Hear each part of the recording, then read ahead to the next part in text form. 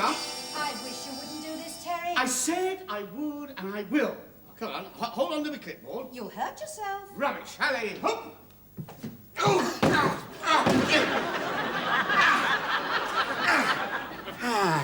I told you I was too heavy. Light as a feather. Well, now you've carried me over the threshold. Could you put me down, please? Yeah. Well, if I lean here, could you get yourself down? We've got a whole weekend of work ahead of us, and you're exhausted already. I feel terrific. Never felt better. My promotion and this new house has made me a new man. What a shame. I was rather fond of the old one. Hand me the clipboard and let's see if we're keeping the schedule. Well, I don't see how we can be. The traffic was frightful. It was nothing to do with the traffic. I think we both know why we're late, don't we? Do we? 3:30, rendezvous with June outside office. What time did you actually show up? There was a diversion. Sorry, what time? I told you. Henley Street was closed. So I had to go down Market Street, double back up Stamford Road, then reverse the wrong way down a one-way street so I could go the right way round the one-way system. What time did you say you showed up? 4:05. 4:05. I see. 35 minutes late and we're still outside the office. 4:15, crossed from north to south London by way of Waterloo Bridge. What time did we eventually cross? 6:05. But it wasn't Waterloo Bridge.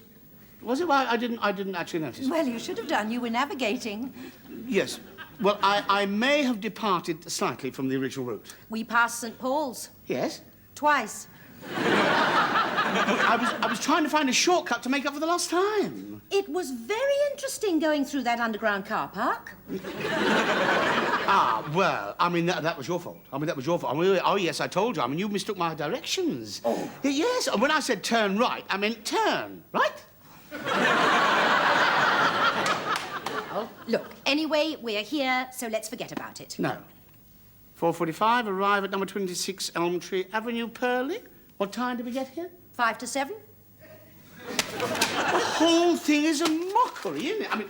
We should have had the first roll of wallpaper up by now. If it's the same next week when we do the move, we shan't be in till the year 2000. I tell you what, when we do the move, you drive and I'll navigate. When we do the move, let's stay out of it altogether. There's a marvellous new firm that did Malcolm's move for him. He and his wife toddled off for a restful weekend at a hotel somewhere, and when they arrived at their new house, everything was in apple pie order. I'm sorry, darling, no. A specialist firm like that would be far too expensive. Well, it'd be worth it. They give you packing cases to pack all your valuables in, and so you couldn't break them if you tried. And then it's up to them. To try and break them. To try and break them. No.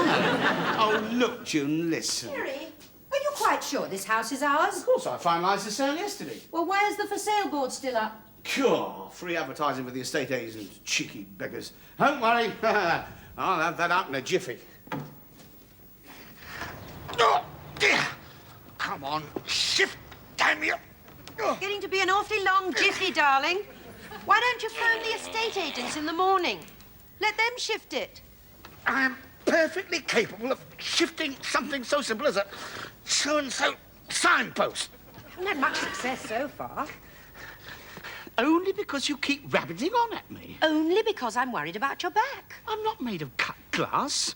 First you think I can't carry you over the threshold, and now this. Look at that. Look at that. Oh, I'm not doubting your strength, darling. I should think not. Who won the Johnny Weissmann look-alike competition on our honeymoon? No, you came third. Second equal. Come. It's just that I hate to see you wasting your energy. All right, come on, I'll show you. Right. Now then, put the camp beds in my arm, will you? Yeah. Put them on top. Hang on. We're behind schedule, so it'll save time if we unload in one go. Right. One. Come on. Up. 2. Now, where's the big box? Come on. Put it on You top. don't have to prove anything to me, you know, Terry. Maybe heavy for you, but I can manage. Come on, that's it. On we go. All right. Got it. Okay. Now, where's the small box of wallpaper? Oh, darling, you've got quite enough as it is. You won't be able to move with that lot. Dance a polka, little old move. Now, I'm right behind you. Are you? Well, I will be when you get in front. Are you all right? Yes, of course, now go on. If you say so.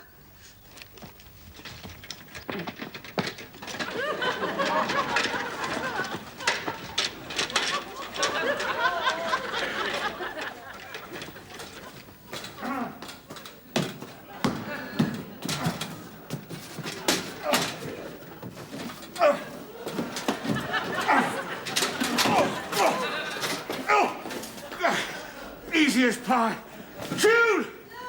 Where do you want me, sir? Anywhere for the moment. Terry! No! All right, Tarzan, you've proved your point. Me go now. Me go get ladders. Me have sent a mighty herd of elephants.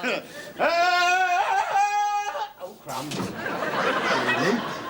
Good evening. I've been driving around this district for some time now looking for some suitable property. I see. Yes, it's for me, my wife, 2 daughters, a great aunt, my mother-in-law, and 2 nieces. Oh, quite a family. Oh, yes, and quite a big headache, too.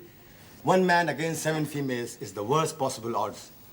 Tell me, how many bedrooms do you have in this premises? 3 bedrooms. And downstairs? Well, there's a hall, 2 lounge, and kitchen. Oh, what a shame. Actually, I was looking for 2 reception rooms so that one could be changed into extra bedroom. Well, there is a box room next to the kitchen. Large enough to have 2 sets of bunk beds. Yeah, I suppose you could squeeze. Look, I'm very flattered by your interest in our property, but I mean, actually, it's not for sale. But there is a sale sign in front garden. Yes. Well, it was for sale, but it's not any longer. I see. Is it because of my color? Good heavens, no. Some of my best friends are awfully coloured. I will offer you whatever asking price is. No, you don't understand. I see. Let's get the facts together. This house is for sale. No. But there is a sign outside. Yeah, well, that sign has got nothing to do with us. This house does belong to you. That's right. Aha! Then some trickster has stuck up that sign outside your house. Are you so unpopular with your neighbors? I haven't even met the neighbours. Which is why you are so unpopular with them. No, but I'm not unpopular. Fear of unknown lurks at the bottom of every prejudice. The sign in your driveway is obviously a hint. What kind of hint? They want you to move out. I, too, have been the subject of such harassment. But I've only just got here. You must make enemies very quickly. Let me explain. You don't have to explain, and I shall not be reporting to the Reconciliation Board. You what? Now, I know what your neighbors get up to. This property is no longer desirable. After all, I wouldn't want people like that living next door to me. Good day. But I'm not prejudiced. I'm not the least prejudiced. Who are you shouting at? I know, some Indian chap out there accused me of bigotry. Oh, darling, that's ridiculous. I'm the only wife you've got. I said bigotry, not bigamy. I know, it was a joke. Was it? Well, it's all the fault of that flipping sign, and it's coming down right now. I thought you couldn't shift it. When an immovable object like that meets an irresistible force like me, something's gotta give. I hope it's not your back.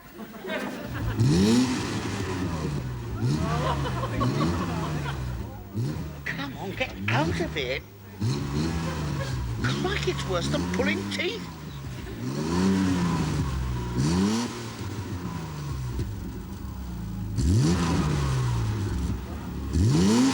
Leave it where it is, Terry. Nearly there, just a bit more throttle.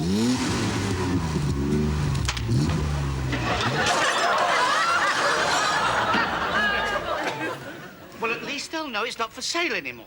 Smashing, darling.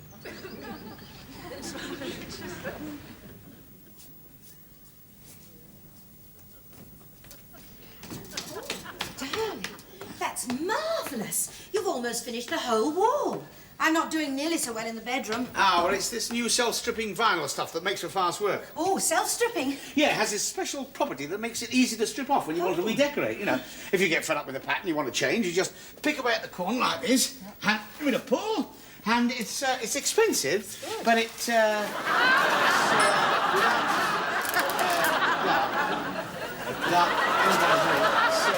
really, in my opinion, it's rubbish, isn't it? Terry, what you doing on the Don't put the light on, Jude. Oh, darling. Your back's gone again. No, people can see. See what? Me. How thrilling for them.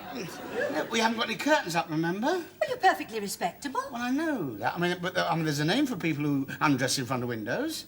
Window dressers? Exhibitionists. Well, darling, you know the old saying, if you got it, flaunt it. I prefer the other old saying. What's that? People who live in glass houses should undress in the dark. Now, pass me my pyjama top. It's there. Well, sling it over. Oh, Terry. Don't be so coy. I'm not being coy. Well, come and get it then. Oh, darling. What? You can be so vain at times. What do you mean vain? Well, sucking in your tongue like that. I'm not sucking my tongue. That's my stomach muscles rippling. Mm. That wasn't a ripple. More of a tidal wave. Do you think you could zip me up now, please? You are? Zip me up. Do you remember I've got the sleeping bag with the stiff zipper? Oh, all right then. Now, what time shall I set the alarm? Better make it 5. 5? Oh, don't shout, June. I mean, we're behind schedule. Somebody's got to be sacrificed. 5 o'clock in the morning? We don't want to sacrifice our sleep. If you don't get your 8 hours, you know how bad-tempered you get. Bad temper? What do you mean, bad temper? You know exactly what I mean. You become scratchy, grumpy, and snappy. You make me sound like the hollow version of the Seven Dwarfs. All rolled into one. Right, 5 o'clock. There you are, then. You can ring in your ear. Good night, darling. Good night. That's comfy. Oh!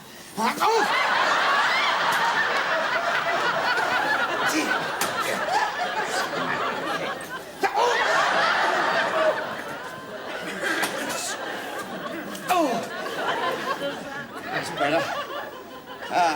Anything I've forgotten? Just one thing. What's that? The light. Oh, you do it, darling. I mean, you're nearest. Ah, but my zipper's stiff, remember? All right, but I refuse to get out of this sleeping bag. Be careful, darling. Don't worry, I'm well padded. Mind the clock. Oh! Good night. So how deep is it? 28. Sorry, darling, I didn't quite catch that. 28. Now, I'm sorry, I still didn't get it. 23. Oh. Inches or centimetres? Inches. Darling. Oh, I've been waiting for something like that to happen. Well, I'm sorry. You should have told me. I'd have done it sooner. I'm seeing double. Well, perhaps I ought to do the measuring. No, just divide everything I say by 2. Now, you did say 23 inches. That's right, and it's, Oh, damn. 28 is it. Hang on, I just broke my pencil. There's another pencil in the tool bag. Oh, right. Yeah. Okay. Did you get the width? Yes, 28 inches, wasn't it? And, That's right. Mind your head coming out. Don't worry, once bitten, twice. Oh! Oh! Oh! Of course. You know why you're doing this, don't you? What, you mean moaning? Hurting yourself, breaking things. I'm not doing it on purpose. A psychologist would say you are. You're trying to make sure that you're in no fit state to do the move. And then we'll have to get that firm of yours. Of course, it's all in the subconscious. Yeah, but if I bang my head anymore, my subconscious is all I'll have left. I've got a couple of lumps here the size of ostrich eggs. I think we ought to get a carpenter in. Oh, don't worry, they'll go down eventually. I'm talking about the kitchen. Instead of spending our money on an expensive removal firm, we ought to pull all this lot out and start again, redesign the whole thing from top to bottom. But, June, this is a perfectly adequate kitchen. All it needs is a little rearranging. I mean, take this old dresser there behind. Now, if we put it against that wall over there, you have more depth in the kitchen. We're not keeping this old thing, surely. Oh, June, feel it. I mean, this is none of your cheap plastic laminated wood pulp. I mean, this is a bit of your pretty solid oak, isn't it? I mean...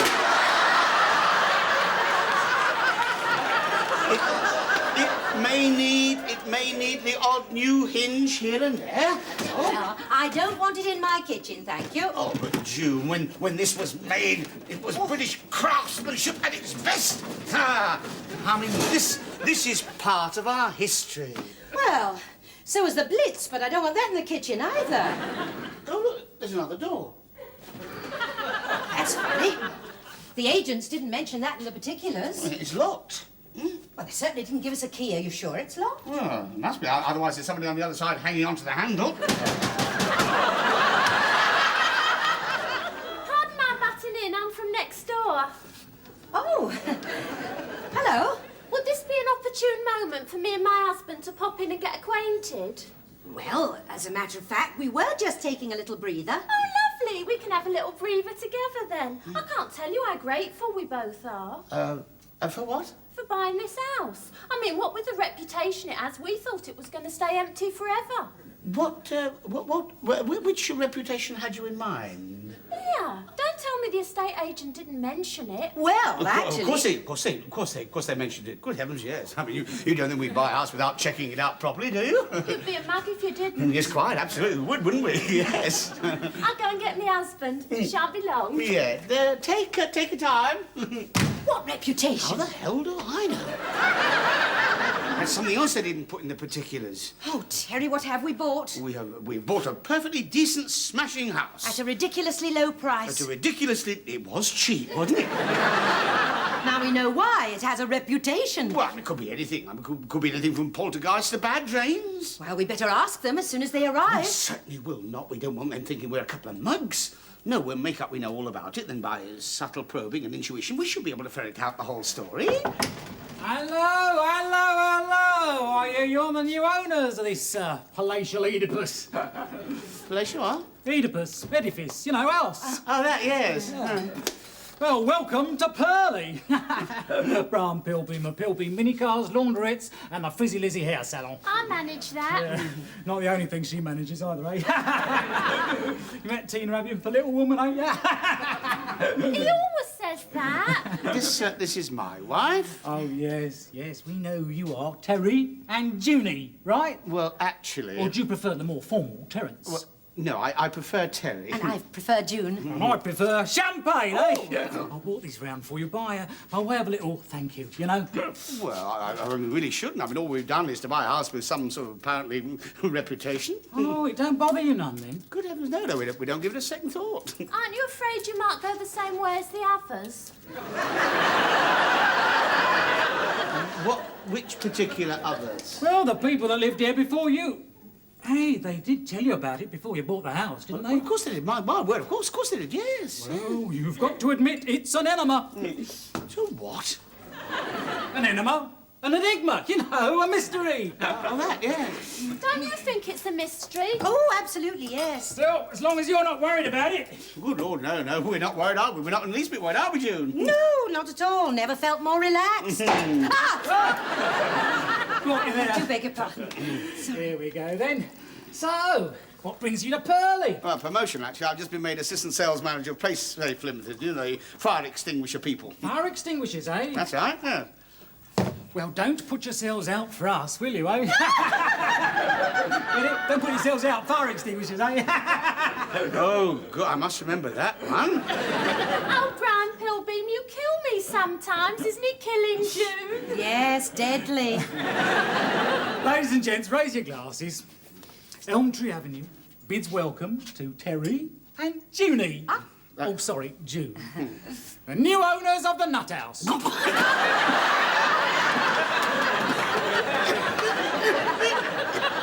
You all right? What did you call it?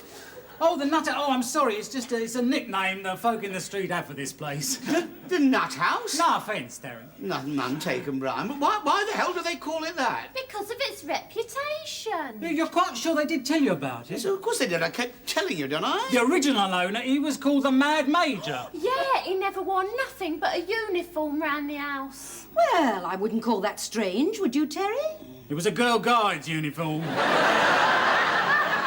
I'd say that was strange, yes. Then there was old Looney Len and his wife. Oh, yeah, they must have told you about him. Oh, yeah, yes, they told us about Looney Len, didn't they, June? You know, he was either... He was the one... What now? Was he the one who, or was that the one before? No, you're thinking of the other one. Oh. No, Looney Len was the one who... He was the one that took all his clothes off in the frozen food section at Tesco's. Tried to pass himself off as a frozen chicken. And then, when he couldn't get anyone to buy him, he climbed into a wire trolley and freewheeled down the high street shouting, "Home rule for the Canary Islands." Remember now? It's coming back to me, yes. There's just something about this house. It does things to people's minds. Can't you feel it, Terry? Feel what? The sense of brooding malevolence that hovers like a black shroud over this building. We think it's quite a cosy little place, actually.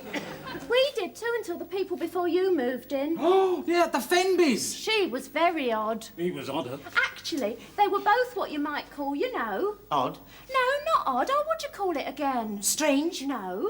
Eccentric? No, they were... Oh... Demented. No, what's the word I'm after? Balmy, nuts, crackers. No, Brian, what were they again? Methodists. That's it, they were Methodists. Nothing that odd about being a Methodist, surely. She disappeared. The police came and dug up the garden. Well, I hope they come and do it again. It's terribly overgrown. He said she'd gone to visit her mother, but it's my belief she never left this house. Well, perhaps he's in the hidden cupboard. Hello, I don't remember this being here. Well, it was behind the dresser, and there doesn't seem to be a key. A locked hidden cupboard, eh? Yeah, you may be nearer the truth than you imagine, Terry. You got a crowbar? Not on me, no. I'll get one from the garage. We can force it open. Wait a minute, might not be like... I think it's all screwed up. Be like the rest of this house then, won't it, eh? No offence, Terry. None taken, Brian. Don't open that door! She's in there. I know her mouldering body's in there. Are you always this cheery, Tina? That's one screw up. Now, look, when it comes to actually opening up the door, I'll better take charge, Terry. In case the corpse topples out on you, eh? We don't want you flaking out on the kitchen floor with a grisly horror of it all, do we, Junie? I'm not flaking out anywhere. All this talk about corpses and grisly horrors is just hysterical twaddle. Now, stand back while I get this door open. Oh, I can't look. Tell me when it's over. Crikey. Is she there? No, but at least we know how he got rid of the body. How? He sent her round the bend. Be careful, darling. It doesn't look too safe. Oh, it's only a downstairs loo. Then why'd they go to all the trouble of screwing the door shut? I don't know, perhaps they thought it was possibly a bit dangerous. I told you he'd flake out, Junie. Oh, shut up, Bryony. Oh, look, thank you for your attention, but really, I'm fine. The doctor will be here with your x-rays shortly. Then and only then will you know how you feel.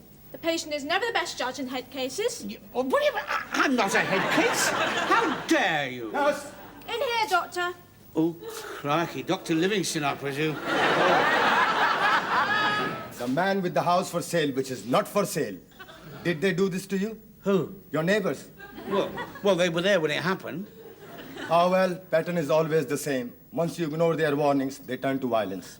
No, you got it wrong again. You see, actually, I was hit on the head by an old lavatory fitting.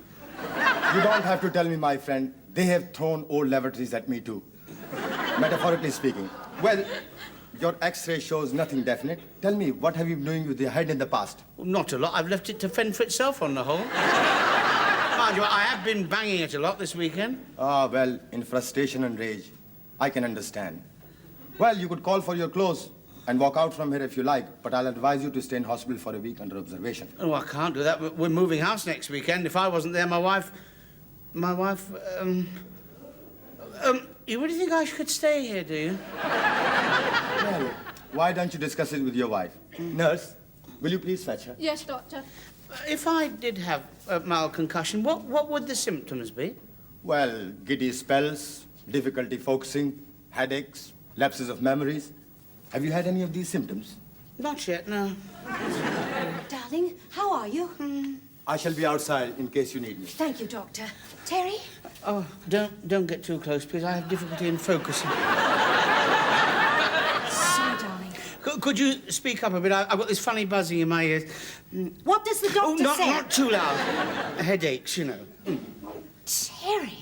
Is it really serious? No, of course it isn't. I wouldn't be lying down here now if I didn't fall down every time I stood up. They want me to stay in for another week. Well, I couldn't possibly let you do that move on your own. Oh, dismiss that from your mind, Terry. We'll do as you suggested. I'll phone that firm Malcolm recommended first thing tomorrow. No, you're quite right. No, it's unnecessary expense. Besides, it might be... what was I saying? We're talking about the move. Was I can't remember. Oh, Terry. Oh, so don't worry. Momentary lapses like that are quite common in the early stages of mild concussion. I think I better have a word with the doctor. Don't worry, darling. I'll be right back. Oh, don't hurry. I'm not going anywhere. Doctor, I really think my husband should be kept in a few more days. Well, under the circumstances, I quite agree with you. There she is. Hey, Junie! Righty, what do they want? This is Mr. and Mrs. Pilbeam, our next-door neighbours.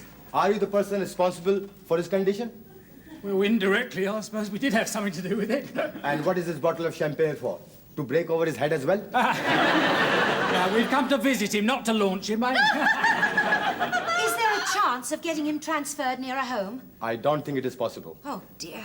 I may not be able to visit him as often as I'd like. Oh, don't worry, June. We'll look after him. That's right, yeah. Tina can come when I'm working, and then we can both drop by in the evening. Oh, twice a day. Oh, my God. June. Hello, Terry. Who's the wounded little soldier then? What have you come as, eh? Sabu the elephant boy, eh? June, could I have a word with you, please? Yes, darling, of course. Anything I can get you? Yeah, get my clothes. Go. No wonder everybody went potty living next door to them. What about your concussion? Well, I was exaggerating it just the teensiest little bit. Why? So I could get out of making a move. Oh, you rotter. Now, come on, get my clothes and get me out of here. No, Terry. You're staying put. What? Unless you agree to letting me redo the kitchen. Oh, you wouldn't blackmail a sick man, would you? Oh, darling. Any woman worth her salt would kill for a decent kitchen. All right, you can have your kitchen. Get me away from those Pilbeams. But don't forget, from next week, they're going to be our next-door neighbours for keeps. Cracky, what have we let ourselves in for? Of course, if you're really worried about the future, there's one sure way of finding out. How? Read your bumps. No offence, Terry. None taken, Junie.